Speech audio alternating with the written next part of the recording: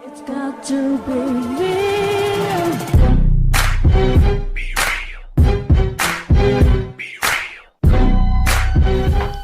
Okay guys, this is our official prediction for Eubank Jr. vs Spike O'Sullivan. Once again, my name's Sherry, if you don't already know who I am. I'll be doing this video, obviously. So tomorrow night we've got the stacked card presented by Matchroom Boxing and Eddie Hearn on Sky Sports Box Office, which is hitting some nerves with quite a lot of fans. You know, I suppose a lot of casual fans are buying that card. Me myself, I'll be buying the card as well. I'm not gonna lie. I don't like this whole thing of having to be interrupted on a live stream, you know, and all that business. But yeah, so I'm gonna be paying for it straight up. I'm not gonna lie. For me, the card is stacked, you know. So let's get into it. Obviously, Anthony Joshua, Dylan White headlining, and the co-feature bout is what this video is about.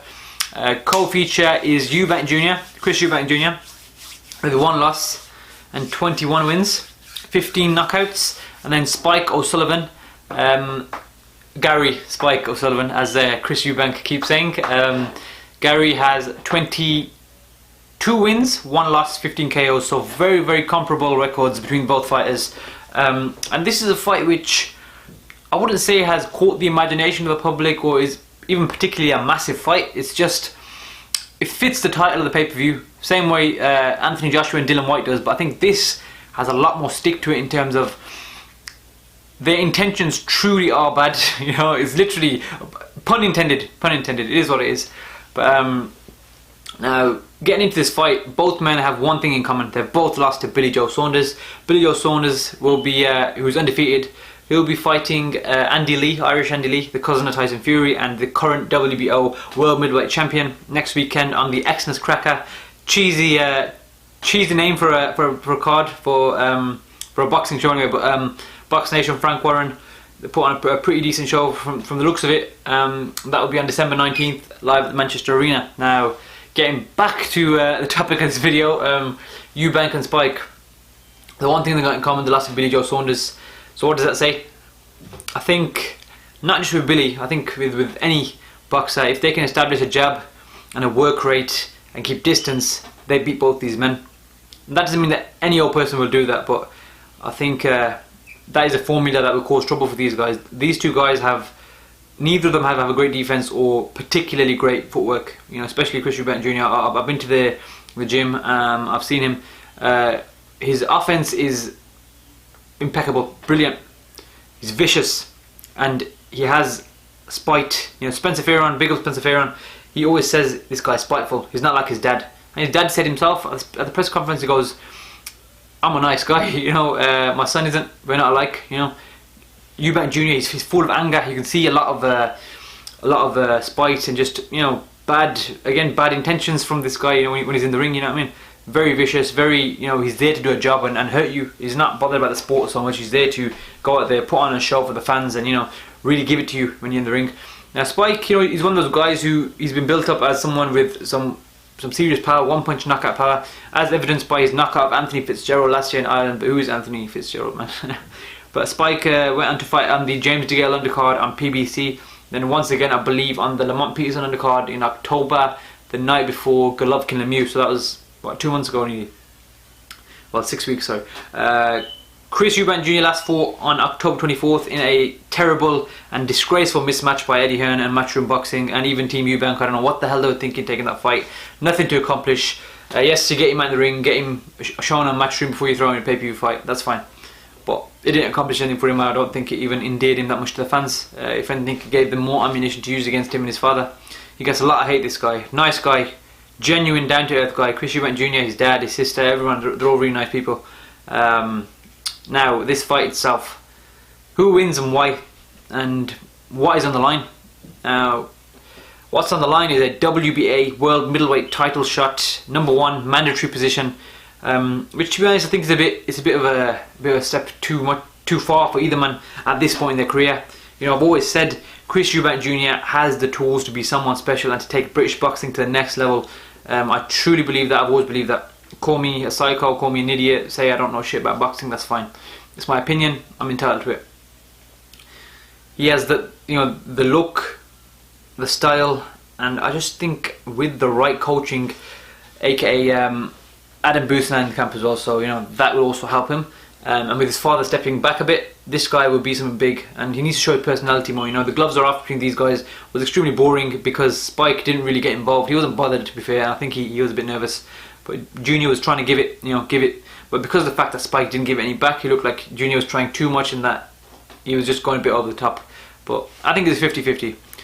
Now, in terms of the in-ring aspect of this fight, Spike is the type of guy, he needs to land a big shot. He has got that one-punch knockout power. Chris Eubank Jr., I believe he's a big puncher, but not a big puncher in the common sense, way of things. He's not a one-punch knockout artist, He's not a guy who's going to hit you and you're just going to drop to the ground and, just wave a flag and not get up or just be completely unconscious. He's the type of guy that I think, as he's come up, we've seen him stop people, the ref jumping in this, that, because he's got blistering hand speed. For a middleweight, he's got extremely fast hands.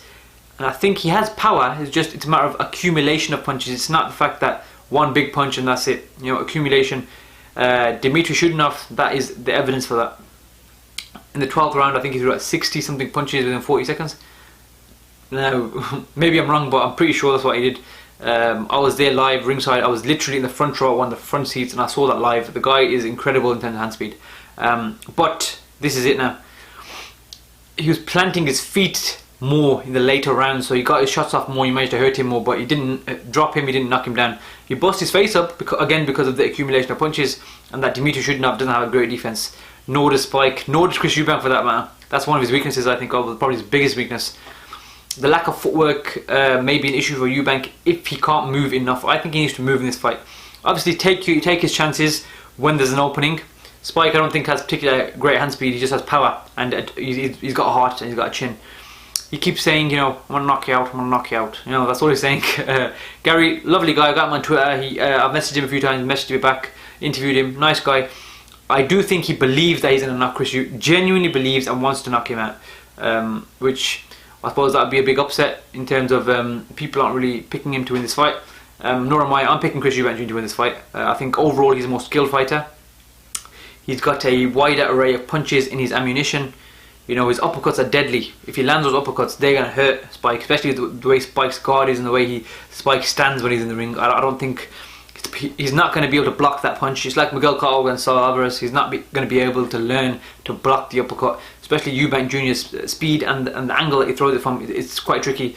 Eubank Jr.'s got he's going to have to work on his jab. His jab is something Adam Booth clearly is working on. Not only at the open media workout, but we've seen just a little video footage on Snapchat, etc. Adam Booth is trying to make him work behind the jab, as he was with George Groves, David Hay, and even Andy Lee a bit now. Spike, really like the guy, but it's not about liking them. It's about what he's going to do in the ring. Spike needs to hurt Chris, and you need to hurt him early. I think if he wins, it's going to be within the first 6 rounds. Junior might be able to stop him between rounds 8 to 12, but I think he's going to get a split or unanimous decision in this fight. I hope Chris Eubank Jr. wins. I think he is the guy who should win this fight on paper. We all know once you get in the ring, it's a different ball game. One shot can change a fight, not necessarily a knockout, but it can change the way the fight goes. A la Peter Quillin and Danny Jacobs. Now the occasion is massive. The O2 Arena packed out, 18,000 fans. Dylan White, Anthony Joshua main event. Will the crowd be split? I think yes. I think some people like Chris. I think some people like Spike, but I don't think either man will be a particular favourite of the crowd because they're both liked and disliked, I'd say. Today, by the way, in the weigh-in, the antics by Spike, he kept saying, Chris kept bringing up the fact that Spike tried to kiss one of his previous opponents, and Spike didn't really say anything, but I knew it was coming out, feeling he was going to kiss him just to piss him off, pardon my French, and he landed on him. And I think that is a psychological point to Spike now. So I think it's level playing field now. 1-1. Gloves are off to Chris on that kiss to Spike. Chris is going to want to hurt him now. Either that's going to work in Spike's favour because psychologically Chris might be not emotional but a bit more angry and let his emotions get the better of him. Or it's going to work in the favour of Chris in the terms that it might allow him to channel his emotions and rage in the right way and put it behind the jab and start working that, And especially with Spike, I think if he works the body, Chris will have a lot of success.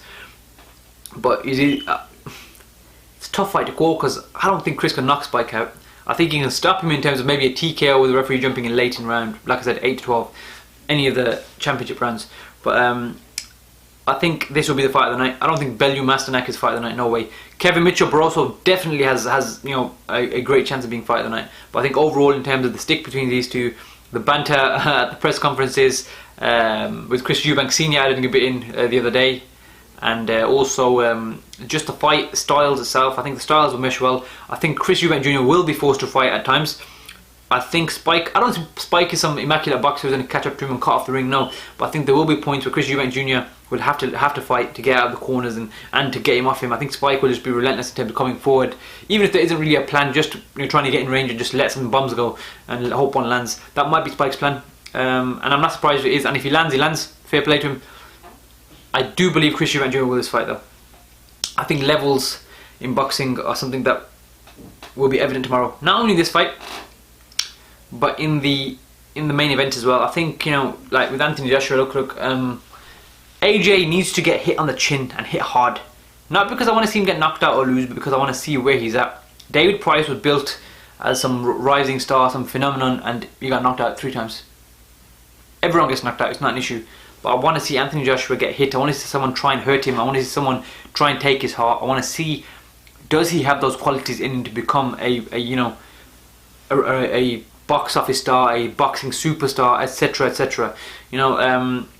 Like I said, so with Chris Eubank Jr. and Spike, this fight is going to be a hell of a fight. I think. Cannot wait to see it. But we've got to see where Chris is at as well. This is probably his, after Dmitry Shudenov, who was kind of like a tailor-made style for Chris. I think Spike is similar to Shudenov, but not. He's not exactly the same, so there will be questions asked of Chris. I hope Chris can answer them. I wish best of luck both men. I wish him best of health as well.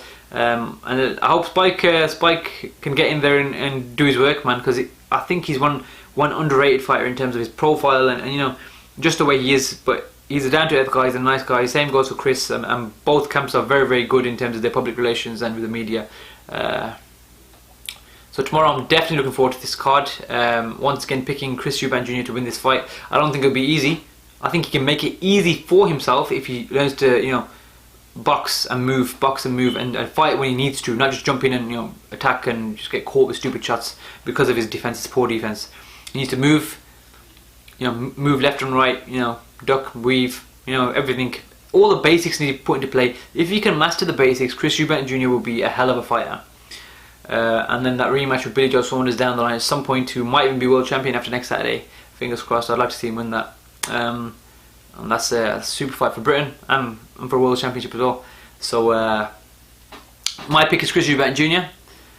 Comment below, let me know what you think. Follow me on Twitter at SherryObasi93. Please follow me, interact with me. I love talking to fans and people, boxing fans, and people on Twitter about boxing. It's my passion, and there's nothing more I enjoy than speaking boxing with people who enjoy boxing like myself. So please like this video, share this video, comment, leave me some feedback. I'm still learning, I'm still trying to do my best talking to the camera, so please do bear in mind I'm new to this, I'm trying my best. Let me know what sort of questions you want me to ask in my next interviews with whoever I end up interviewing.